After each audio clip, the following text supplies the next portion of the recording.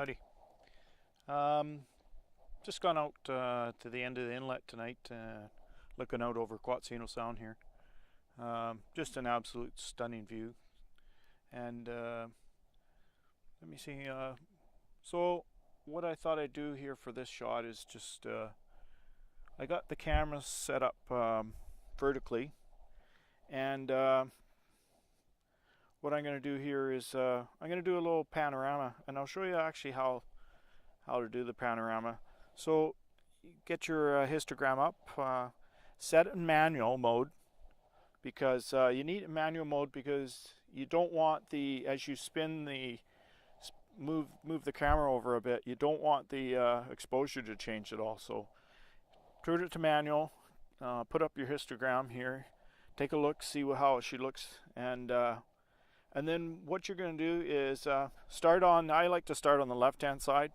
So as I move it around, I put the live view on, figure out where I want the panoramas to start, and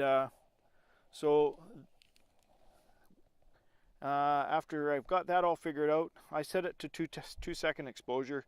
And what here I'm going to actually do is I'm going to actually bracket my shots as well.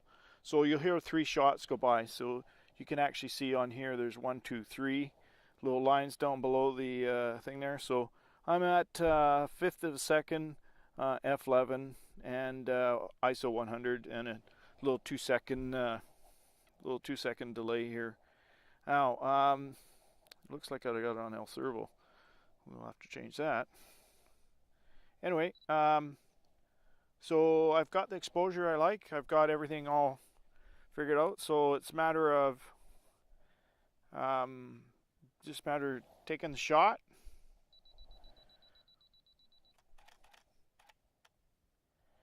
And there's the shot that's coming out for the first one. So wait for a second. Okay, now the leading edge on this is where you want to move it over to the left hand side. So move it over, and you got to leave a little bit of an overlap from one shot to the next one. Oh, and don't forget, you have to level out the tripod. Has to be done on a tripod if you really want to get some real quality out of it. So there's the second one. And what I'll do is I'll just give it a little bit of a spin more.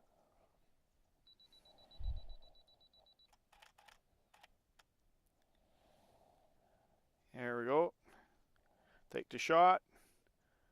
Turn the camera. Do it again. And we'll do it one more time. And I'll move it over to here.